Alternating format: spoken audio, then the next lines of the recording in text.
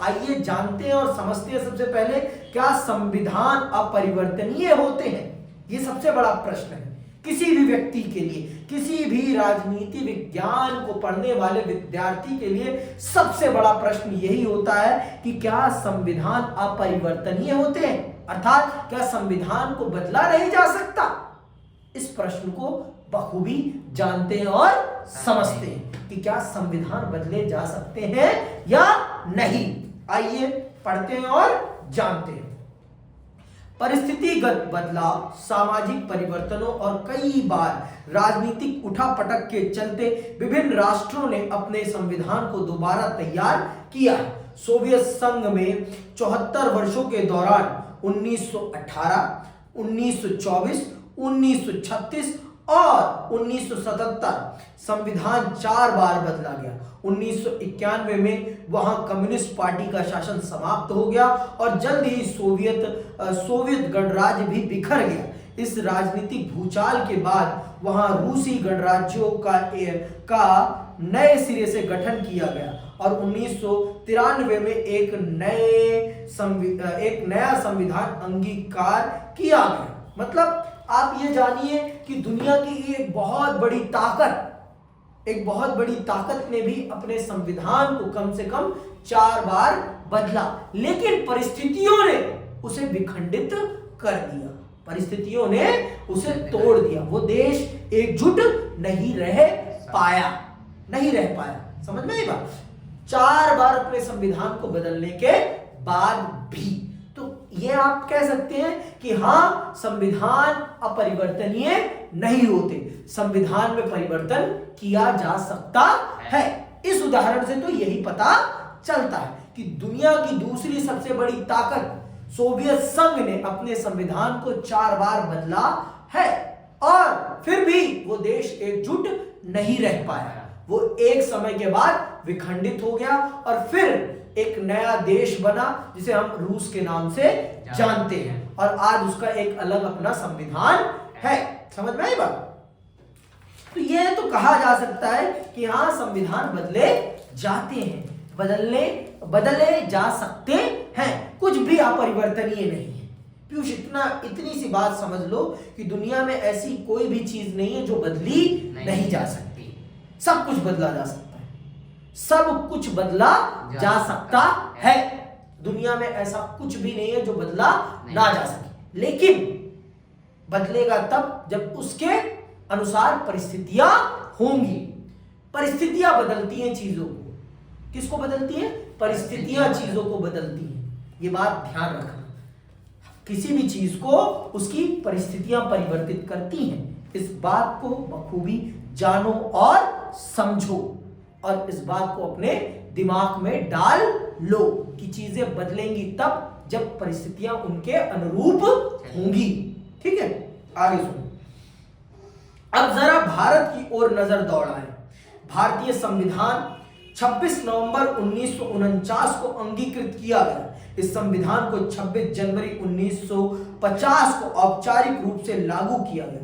तब से लेकर आज तक 73 वर्ष बीत चुके हैं और यह संविधान लगातार काम कर रहा है। हमारे देश की सरकार इसी संविधान के अनुसार काम करती है। एक उदाहरण आपने वो पढ़ा जिसमें एक देश के संविधान को 4 बार बदला गया, फिर भी वो देश एकजुट नहीं रह पाया। वहीं एक हमारा भी उदाहरण है और हमारे देश में हमारा संविधान 72 साल से उसी रूप में है और इस देश का पथ प्रदर्शन कर रहा है। एकदम देखो, उसी रूप में तो वही है, संशोधन हुआ है, उसके कपड़े बदले गए हैं जरूरत के अनुसार। इंसान वही रखा गया है, उसके चरित्र को नहीं बदला गया है, पर परिस्थितियों के अनुसार उसके अंदर बदलाव आया है। ऐसा नहीं है कि चरित्र नहीं बदला है हमने, चित्र बदला, चरित्र नहीं बदला हमने अपने संविधान का। समझ में आई बात? हमने अपने संविधान का चित्र बदला है, हुलिया बदला है हल्का फुल्का, चरित्र नहीं बदला। आज भी जिस रूप में हमारे देश के जिस नियत के साथ हमारे संविधान निर्माताओं ने हमारे संविधान को लिखा था, आज भी उसी नियत के अनुसार भारत का संविधान अपने देश के नागरिकों के लिए काम कर रहा है। बाबा साहब अंबेडकर ने जिस नियत से इस देश के संविधान को गढ़ा था, उसी नियत के अनुसार भारत का संविधान भारत के नागरिकों के हितों की रक्षा कर रहा है। समझ में आई बात? भारत के नागरिकों के हितों की रक्षा में वो उसी रूप में तैनात है। तो आपने दो उदाहरण पढ़े जिसमें आपने ये देखा, एक जो दुनिया की दूसरी सबसे बड़ी ताकत होने के बावजूद भी 4 बार अपने संविधान को बदल कर भी अपने देश को एकजुट नहीं रख पाया, और वहीं हमारा संविधान जो इस देश का 73 सालों से उसी प्रकार से पथ प्रदर्शन कर रहा है जिस प्रकार से उसने अपने स्थापना के पहले दिन से करना प्रारंभ किया। तो इसमें नियत की भी बात है, नियत की भी फर्क है, नियत में भी फर्क है भाई।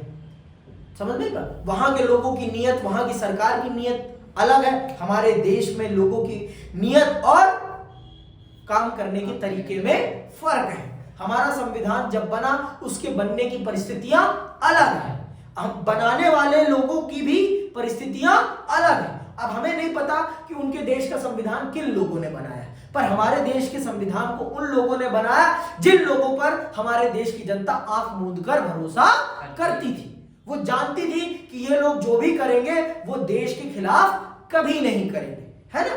भारत के संविधान को उन लोगों ने बनाया जो उस समय के सबसे पढ़े लिखे और सबसे योग्य और जनता के सबसे पसंदीदा लोग थे। सेना ने तो नहीं बनाया ना हमारा संविधान। हमारे संविधान को किन लोगों ने बनाया? भारत के सबसे लोकप्रिय जन नेताओं ने बनाया। उस समय के सबसे लोकप्रिय नेता थे पंडित नेहरू, सरदार वल्लभ भाई पटेल, डॉक्टर भीमराव अंबेडकर, डॉक्टर राजेंद्र प्रसाद और भी अन्य लोग जो भी थे उस समय संविधान सभा में। वो अपने क्षेत्र के अपने अपने किसी भी जिस भी काम को वो करते थे उसमें वो बहुत ही दक्ष लोग थे, बहुत ही प्रतिभाशाली लोग थे जिन्होंने भारत के संविधान को अंगीकार किया। समझ में आई बात? तो ये भी चीजें मैटर करती हैं किसी भी देश के संविधान के सस्टेनेबिलिटी में, कि उसे बनाया किसने है और वो किन परिस्थितियों में बना है और उस संविधान की नियत क्या है। उस संविधान की नियत लोगों को न्याय देना है, क्या देना है, उन चीजों पर भी निर्भर करता है उस संविधान की सस्टेनेबिलिटी। समझ में आई बात? आगे सुनो। तो क्या हम यह माने कि हमारा संविधान इतना अच्छा है कि उसमें किसी बदलाव की जरूरत ही नहीं है? क्या हमारे संविधान निर्माता इतने दूरदर्शी थे कि उन्होंने इस समय के बदलाव और घटनाओं का अंदाजा पहले ही लगा लिया था? एक अर्थ में ये दोनों ही बातें ठीक है। यह बात सही है कि हमें एक मजबूत संविधान विरासत में मिला है। इस संविधान की बनावट हमारे देश की परिस्थितियों के बेहद अनुकूल है। इसके साथ यह बात भी सही है कि हमारे संविधान निर्माता अत्यंत दूरदर्शी थे। समझ में बात? हमारे संविधान निर्माता बहुत ही दूरदर्शी थे, इस बात में तो कोई शक और शुबा है ही नहीं।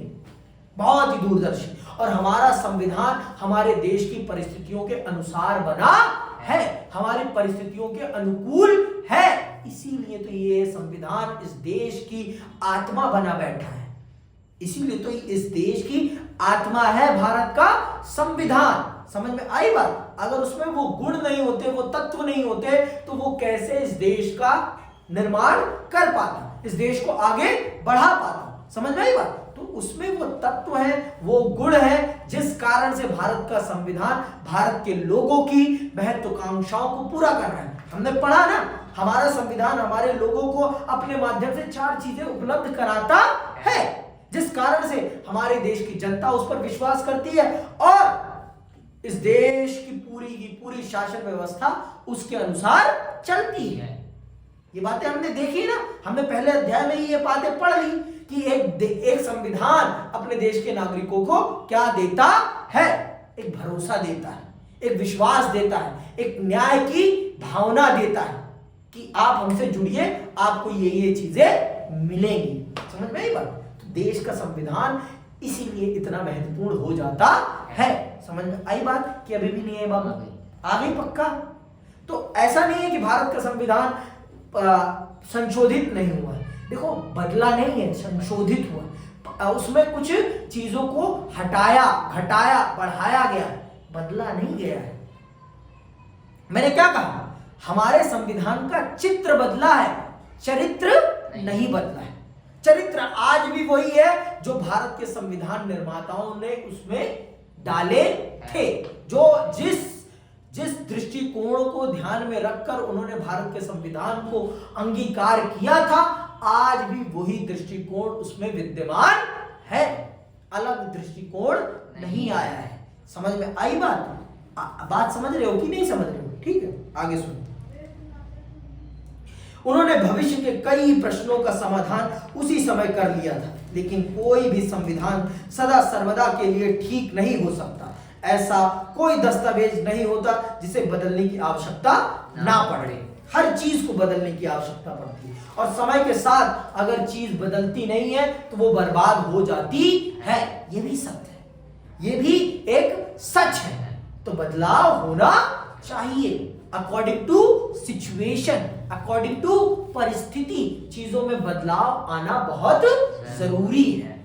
तो इस बात से तो ये पता चल जाता है कि कोई भी संविधान अपरिवर्तनीय नहीं है। हर संविधान को बदला जा सकता है according to situation, according to situation, according to परिस्थिति। समझ में आई बात? और बदला जाना भी चाहिए, क्योंकि जिस समय वो बना था उस समय की परिस्थितियां अलग थी, लेकिन आज उसकी परिस्थितियां अलग हैं।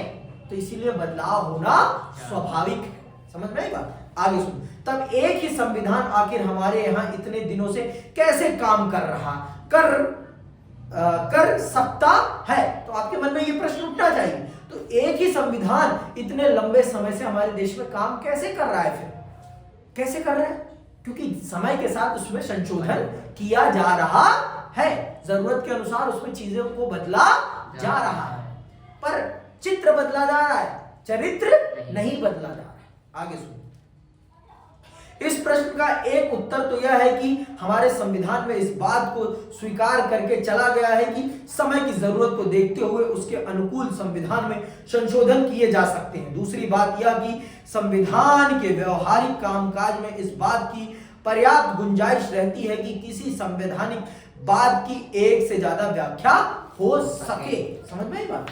संविधान में इस बात की पहले बात तो स्वीकृति दी गई है कि समय के साथ संविधान में संशोधन किया जा सकता है, और दूसरी बात कि संविधान में जो चीजें कही गई हैं उसका सिर्फ एक दृष्टिकोण नहीं है। जो लिखा है आप उसे अलग अलग दृष्टिकोणों से भी देख सकते हैं। समझ में आई बात? लेकिन इस चीज को तय करने की जिम्मेदारी किसकी है कि क्या लिखा है? इस चीज को तय करने की जिम्मेदारी सर्वोच्च न्यायालय की है कि भारत के संविधान में क्या लिखा है और इसका क्या मतलब होगा। ये तय कौन करता है? भारत का सर्वोच्च न्यायालय। ऐरू गैरू नत्थु खैरू नहीं कर सकते कि क्या लिखा है और इसकी क्या परिभाषा होगी।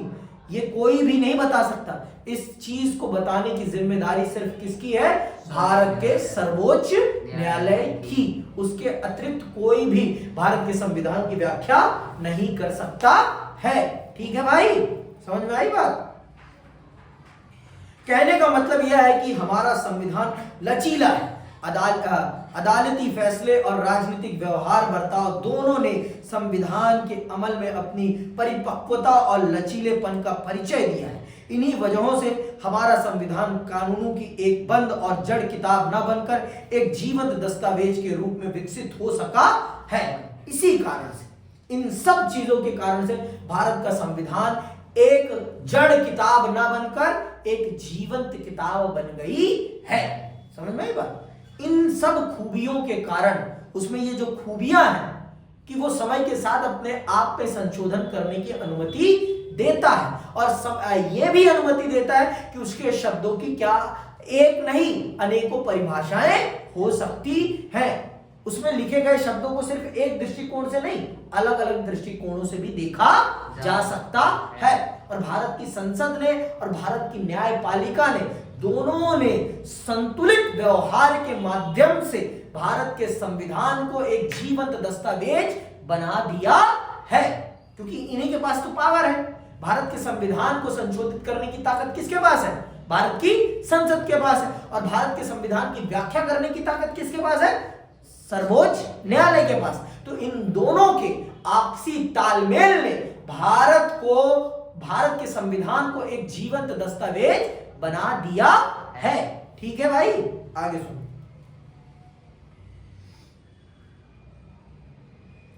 समय के एक खास मोड़ पर अपने समाज के लिए संविधान तैयार कर रहे लोगों को एक आम चुनौती का सामना करना पड़ा है। यह तो स्वाभाविक है कि उस खास वक्त में समाज जिन समस्याओं का सामना कर रहा है उसके समाधान के प्रयासों की झलक संविधान के प्रावधानों में दिखाई देगी। लेकिन संविधान को बनाते हुए इस बात का भी ध्यान रखना पड़ता है कि आगे आने वाले समय में वह सरकारों के कामकाज के लिए एक रूपरेखा प्रदान करे। इसीलिए किसी भी संविधान को भविष्य में पैदा होने वाली चुनौतियों का समाधान प्रस्तुत करने में भी सक्षम होना चाहिए। इस अर्थ में संविधान न केवल समकालीन परिस्थितियों और प्रश्नों से जुड़ा होता है बल्कि उसके कई सारे तत्व अस्थायी महत्व के होते हैं। तो भारत के संविधान को बनाने वाले लोग बहुत ही विचारशील, बहुत ही विवेकशील और बहुत ही दूरदर्शी लोग थे। इसीलिए तो भारत का संविधान इतना ज्यादा प्रभावशाली संविधान है। और भारत के संविधान को एक ऐसे व्यक्ति के निर्देश में बनाया गया है जो व्यक्ति बहुत ही ज्ञानी था, जिस व्यक्ति ने 3 विषयों में पीएचडी कर रखी थी, उस व्यक्ति ने भारत के संविधान को गढ़ा है। मतलब उसका मूर्तिकार, प्रमुख मूर्तिकार वो था, प्रमुख मूर्तिकार वो व्यक्ति था, बाबा साहब अंबेडकर थे। समझ में आई बात? तो इसीलिए भारत का संविधान बहुत ही जीवंत संविधान बन जाता है, क्योंकि इसको बनाते वक्त हमने दुनिया के बहुत से संविधानों का अध्ययन किया था। हमने एक लंबा समय लगाया था भारत के संविधान को बनाने में। कितने समय लगा था? 2 साल 11 महीने और 18 दिन, इतना समय लगाया है। तो हमने बिना चीजों को पढ़े, बिना समझे अपने देश के संविधान को नहीं बनाया और इसी कारण से इतना ज्यादा प्रभावी हो पाया है। हमने उस समय की तात्कालिक समस्याओं को भी ध्यान में रखा है और हमने आने वाली समस्याओं को भी ध्यान में रखा है और हमने अपनी देश की सरकार को उस प्रकार की ताकत मुहैया कराई है जिसके माध्यम से वो वर्तमान समय की भी चुनौतियों का सामना कर सके और आने वाले समय की चुनौतियों का भी सामना कर सके। इन सब बातों को हमने बहुत अच्छे से समझा और हमने इन बातों को अपने संविधान में अंगीकार किया। यह हमारे संविधान निर्माताओं की बहुत बड़ी दूरदर्शिता का प्रमाण है कि उन्होंने इन सब बातों को बहुत गहराई से सोचा, समझा और इन बातों को भारत के संविधान के निर्माण में अंगीकार भी किया। ये उनकी बहुत बड़ी दूरदर्शिता का प्रमाण पत्र है कि वो कितने दूरदर्शी थे। कितने दूरदर्शी हैं? नहीं थे, हैं? थप्पड़ी मारूंगा भी तो। लेकिन इसी के साथ संविधान कोई जड़ और अपरिवर्तनीय दस्तावेज भी नहीं होता। संविधान की रचना मनुष्य ही करते हैं और इस नाते उसमें हमेशा संशोधन, बदलाव और पुनर्विचार की गुंजाइश रहती है। संविधान समाज की इच्छाओं और आकांक्षाओं का प्रतिबिंब होता है, लेकिन इस संबंध में हमें यह बात भी याद रखनी चाहिए कि संविधान समाज को लोकतांत्रिक ढंग से चलाने का एक ढांचा भी होता है। इस दृष्टि से संविधान एक ऐसा उपकरण होता है जिसे समाज खुद अपने लिए गढ़ता है। समझ में बात? ये कहीं दूसरी दुनिया से आई किताब तो नहीं है ना। इसे बनाने वाले भी हम हैं और इसे बर्बाद करने वाले भी हम ही होंगे। समझ में आई बात? तो इसीलिए, लेकिन देखो चीजों को परिस्थितियों के हिसाब से बनाया जाता है और हमने जो बनाया है वो बहुत ही बेहतरीन बनाया है और बनाने वाले लोग भी बहुत बेहतरीन थे, जिस कारण से ये आज की जरूरतों को और आने वाले समय की जरूरतों को भी पूरा करती हुई दिखाई पड़ती है। और कोई भी संविधान अपरिवर्तनीय नहीं होता है। हम ही उसे बनाते हैं और हम ही उसे बर्बाद भी करते हैं। तो हमारे हाथ में ही सारी की सारी ताकत है। जब चाहे हम उसे बना सकते हैं और जब चाहे हम उसे बर्बाद भी कर सकते हैं। सारी ताकत के करते धरता हम हैं। हम जब चाहे जो चाहे वो कर देंगे। ठीक है भाई, समझ में आ गई बात कि अभी भी नहीं आई? संविधान की यह दोहरी भूमिका संविधान की हैसियत को लेकर कुछ मुश्किल सवाल खड़े करती है। क्या संविधान इतना पवित्र दस्तावेज होता है कि उसमें कोई बदलाव किया ही नहीं जा सकता? दूसरी तरफ देखें तो यह पूछा जा सकता है कि क्या यह एक इतना आम फहम मसला है कि उसमें सामान्य कानून की तरह जब चाहे बदलाव किए जा सकते हैं? तो ऐसा तो नहीं है भाई, ऐसा नहीं है। संविधान में संशोधन करने की एक पूरी की पूरी प्रक्रिया है और तीन डिवीजन में भारत के संविधान के संशोधन को बांटा गया है। 3 तरीकों से भारत के संविधान के संशोधन किए जा सकते हैं। भारत के हर अनुच्छेद एक जैसा नहीं है।